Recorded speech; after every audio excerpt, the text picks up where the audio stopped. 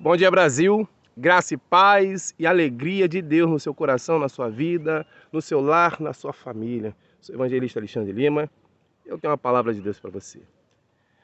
Agosto é comemorado o Dia dos Pais, né? Mas será que a gente olhou para o céu assim e falou assim: parabéns, papai! Parabéns! A gente comemora aqui na terra, mas tu és o pai dos pais.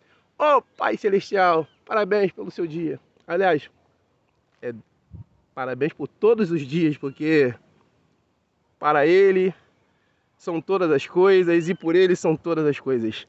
Esse é o nosso Pai Celestial. Mas será que a gente tem agradecido a Deus por isso?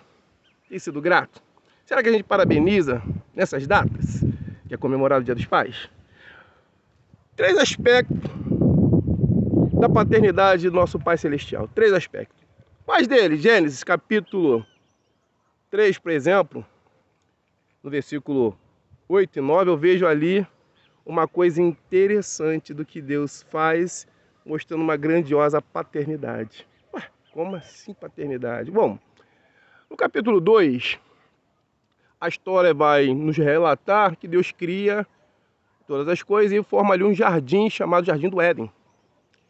E ali ele coloca 2 árvores, a árvore da vida e a árvore do conhecimento do bem e do mal, 2 árvores.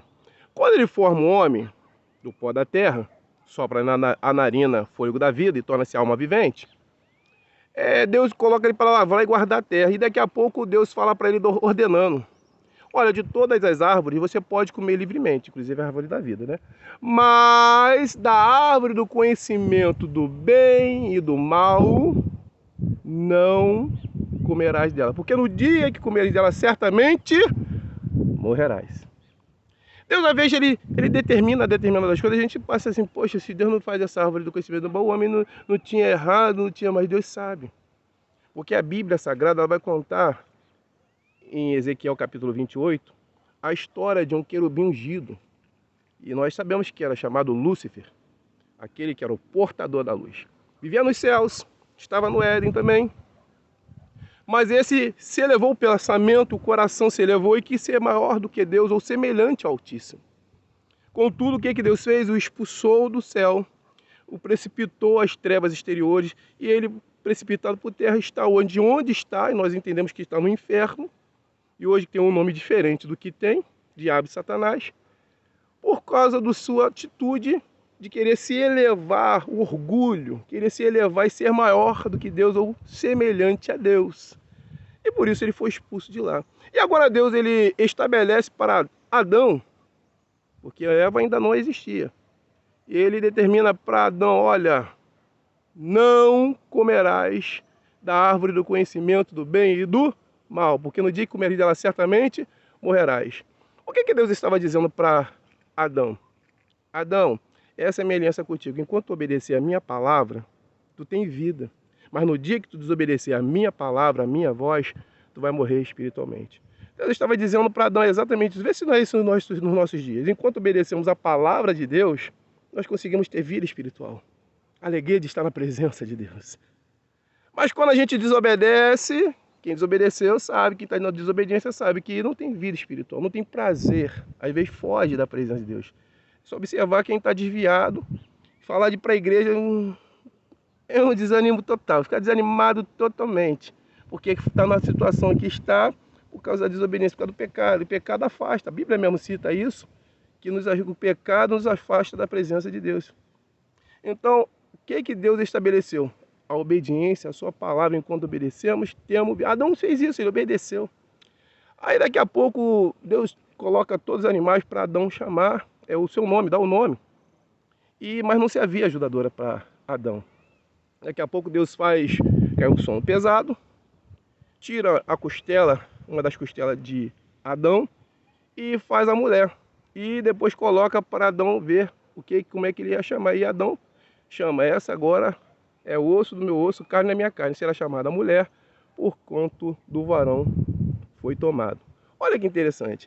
Ele fala isso, aí vem a determinação divina: e portanto deixará o homem a seu pai e a sua mãe, unir-se à sua mulher, singular, tá? Sua, né? Suas, sua.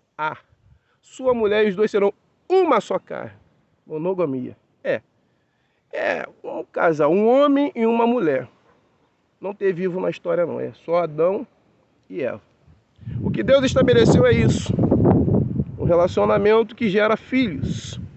É o início da família. Então, a Bíblia mesmo Sagrada, Deus revela acerca disso. O interessante é que na Bíblia Sagrada, Deus ele faz ali seus filhos, Adão e Eva.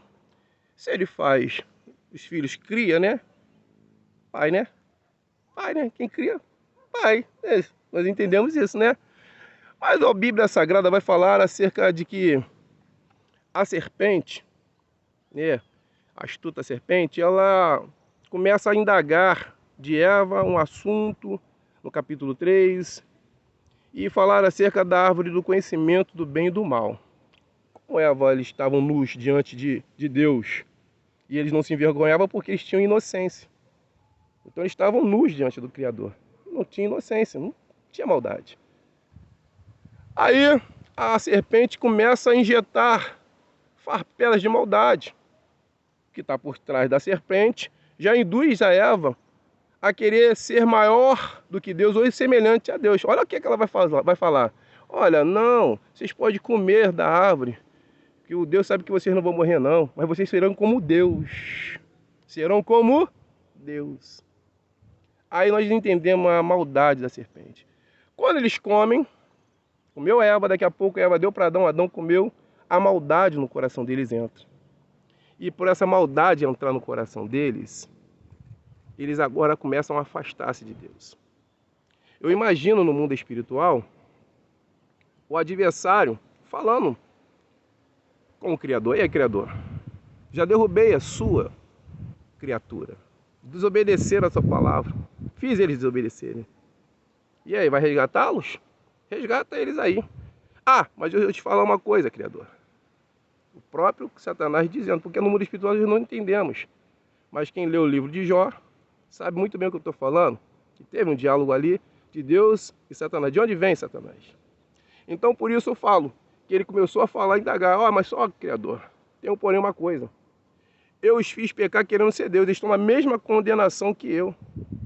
Se o Senhor, dependendo como o Senhor vai os resgatar, direitos são iguais.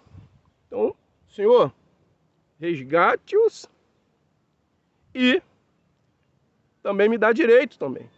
Mas como Deus ele é o Criador, sabedor de todas as coisas, o que é que Deus faz? O que é que Deus faz? Imaginou? Deus, no capítulo Gênesis 3, a partir do versículo 9, ele faz uma coisa que às vezes tu fica assim, se para analisar a Bíblia, é tão tremenda, e a gente tem que entrar na profundidade da Bíblia. Gênesis capítulo 3, versículo 8, versículo 9, Deus faz uma coisa que ele nunca fez antes. Na minha visão, ele não fez antes porque ele marca um horário de audiência, tem uma audiência, Deus ele anda no jardim e ele faz uma pergunta humana. Uma pergunta humana. 3 coisas caracteriza isso. 3 coisas. Gênesis no capítulo 3, versículo 8, ele vai dizer que o Senhor, ele passeia no jardim. Deus não precisa passear, ele é Deus. Coisas que ele não precisa fazer, porque a atribuição de Deus ela é divina, não precisa Deus passear no jardim. Deus passeia no jardim. Deus ele simplesmente ele fala. Nós entendemos que Deus ele fala, sem precisar passear, sem precisar andar, ele fala. E ele passeia, na Bíblia vai dizer que ele passeia no jardim. E é uma audiência, porque ele vai passear no jardim e ele vai entrar no jardim exatamente na virada do dia. E quantas são as viradas do dia? 4. É de 6 horas da manhã, que é da noite para o dia, meio-dia da manhã para a tarde, 18 horas é do dia para a noite e meia-noite, de um dia para o outro. São 4 as viradas. Qual virada que eu imagino que... Qual virada que Deus ele estabeleceu para estar ali no Éden? Bom, Jesus ele apareceu em Samaria, estava no poço ao meio-dia, né? E havia uma necessidade de passar em Samaria. Bom, estamos em Gênesis, Adão e Eva estão em pecado, a alma aprisionada com o adversário. havia uma necessidade, né? Vamos fazer um comparativo? Então, ao meio-dia. Calcula, tem que ter algum horário, a virada do dia. Então, de manhã para tarde, Deus agora vai lá no Jardim do Éden, passeia no Jardim do Éden. E ainda faz uma pergunta humana, dizendo: onde estás? Onde estás? Vamos entender. Deus é onipotente, onipresente, onisciente. Onipotente, que tem um todo poder, onisciente porque sabe todas as coisas, e onipresente está presente em todos os lugares ao mesmo tempo. Não precisava passear, não precisava marcar audiência, que é um horário, uma determinada hora para passar, e não precisava perguntar onde está, porque ele sabe todas as coisas. Mas o que Deus está fazendo nessa atribuição? Vamos entender. O adversário fez o homem querendo pecar, ser Deus. Querendo ser Deus. Essa foi a finalidade do adversário, querer fazer o homem pecar, querendo ser Deus. Mas a forma de Deus resgatar o homem é diferente. O próprio Deus, ele abre as suas atribuições divinas e ele se faz homem. Se tinha visão de mandar Jesus no futuro, ele já começa lá em Gênesis, se fazendo homem.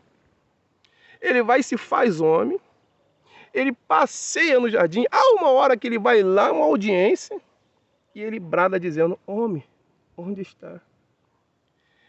Você não entendeu? Se você entenda, Deus, ele abriu mão das suas atribuições divinas, se fazendo um homem para resgatar o homem. O homem peca querendo ser Deus. O Deus resgata o homem, se fazendo um homem. Olha que interessante. E se ele se fez homem, ele não chama Adão como Deus. Ele chama Adão como um pai, à procura de um filho que estava perdido. E faz a pergunta: Adão, onde tu estás? Imagina, Deus, ele se fazendo um pai. Olha que interessante. Qual era o propósito ali? Bom, nós sabemos que o pecado ele nos afasta de Deus. E para se voltarmos para Deus, precisamos se arrepender do pecado, não é isso? E quando a gente se arrepende do pecado, a gente vem até Deus, confessando os nossos pecados. Eu pequei aqui, ali e lá, e a gente é perdoado por Deus. Não é assim que funciona? Quando a gente se arrepende, a mensagem do Evangelho é: arrependei-vos, porque é chegado o reino de Deus. Então a gente se arrepende do pecado e se volta para Deus. Não é isso que acontece? Pois é, mas Adão, ele nunca tinha pecado antes. Ele pecou, e como é que ele ia se arrepender se ele nem sabia? Só tinha maldade agora. Quando eu falo da árvore do conhecimento do bem e do mal, vamos entender. Pela natureza de Deus, Adão só conhecia o bem, sentimentos bons, só tinha inocência.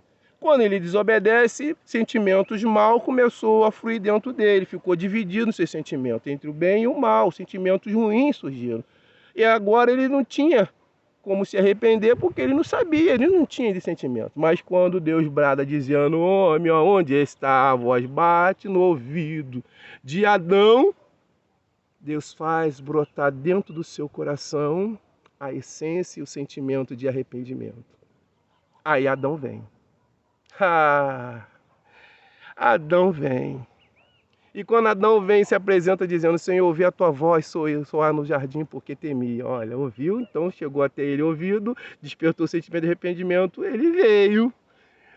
Aí Deus vai e ajuda, fala assim: quem te mostrou que tu estava nu? Porque eu preciso saber se de fato houve o arrependimento. Então Deus ajuda, falando assim: o meu da árvore que eu te ordenei que não comesse. Aí ele vai e confessa: Senhor, a mulher que me deste da árvore eu comi. Tu confessou, então é sinal que tu se arrependeu, o sentimento funcionou, então vem pra cá, guardado. Aí Deus agora fala com Eva: Eva, querida, o que fizeste? Ela disse: Senhor, a serpente me enganou. Enganou, foi. Me enganou e eu comi. Então tu se arrependeu, confessou, então vem pra cá. Agora o negócio vai ficar estreito. Aí fala com a serpente, né? Tati a Tati, né? Agora a pancadaria é solta. Olha, serpente, por inimizade entre ti e a mulher, entre a sua descendente e o seu descendente. Tu derrubou eles, né? Mas dela vai nascer um que vai pisar a sua cabeça. Já estava prometendo que ia haver Cristo, né? Se Deus ali já estava se fazendo um homem, para resgatar o homem, agora Deus vai enviar no futuro o Filho do Homem. Vai enviar Jesus lá na frente para resgatar a sua criatura e fazer dele um novo crente, um cristão, um servo de Deus vivo. É desse jeito. Olha que interessante. Mas no livro de Gênesis, capítulo 22, vai falar acerca de uma coisa interessante. Deus vai chamar Abraão, né? E Abraão, ele tem um filho, Isaac, porque ele chama Abraão para fazer dele uma nação. O livro de Gênesis, capítulo 12, vai chamar Abraão para fazer dele uma nação. Segundo, agora, já passei o primeiro, né? Agora vamos a segunda situação de paternidade. Aí agora Deus, ele chama Abraão, né? Na época era Abrão, depois tomou o nome de Abraão. Aí agora, como ele é Abraão, ele chama Abraão e fala assim: ó, te apresenta o teu único filho, né? Isaac, apresenta lá no monte que eu vou te mostrar. E sacrifício. Você vai sacrificar o teu filho lá, imagina. Aí foi Abraão para onde Deus mandou, levando Isaac. Aí Isaac vai levando a lenha nas costas, né? Se Jesus carregou a cruz, a simbologia da nação que está sendo criada é a mesma. Olha a comparação. Aí vai Abraão com seu filho Isaac carregando a madeira que vai ser ali a fogueira que vai fazer ele de sacrifício. Aí vai indo. Chega no local lá, próximo do local, pai, tá aqui a lenha, tá aqui o cutelo, tá aqui tudo, mas cadê o cordeiro? Aí Abraão olha assim, fala assim: Deus proverá. Mas não fala nada que é Isaac que vai estar lá. Aí daqui a pouco prepara o altar, prepara tudo, daqui a pouco ele chega para Isaac: Isaac, meu filho, Deus mandou sacrificar você. Pai, eu tenho que sacrificar você. E aí? Talvez o Isaac deve ter falado assim: papai, se possível, passe de mim esse cálice. Aí Abraão fala para ele assim: filho, tem que ser desse jeito. Não tem outro jeito não, pai, tem não. Então, todavia seja feita a vontade do Senhor. E assim, Isaac foi. E se colocou. Interessante que o filho se coloca para sacrifício. E no momento que Abraão vai sacrificar o seu filho, brada o anjo do Senhor dizendo: olha, Abraão, não toque no menino, porque agora eu sei que tu temes a Deus. Deus permite Abraão se posicionar para fazer tudo certinho, mas tem propósito aí. O coração de um pai em sacrificar o filho por uma humanidade, Deus ali já mostrando o sentimento. E posterior nós vemos que Deus ele estabelece aí a nação de Israel, porque foi a descendência de Abraão, o terceiro da descendência de Abraão, o seu neto Jacó, Deus transformou para Israel e formou a nação de Israel com as suas 12 tribos, e aonde nasceu Cristo, o Filho de Deus. E aonde chega aí o cumprimento dessa paternidade. Pois é, se Deus lá em Gênesis, ele se fez homem para resgatar o homem dos seus pecados, agora Deus ele manda Jesus Cristo. Ele envia o seu único filho. João capítulo 3, versículo 16, está escrito que Deus ele amou o mundo de tal maneira que enviou o seu único filho, para que todo aquele que nele crê não pereça, mas tenha a vida eterna. Deus ele é Pai, ele enviou o seu único filho em sacrifício de toda a humanidade. Isso é Pai. Isso é o Pai, esse é o nosso Pai Celestial.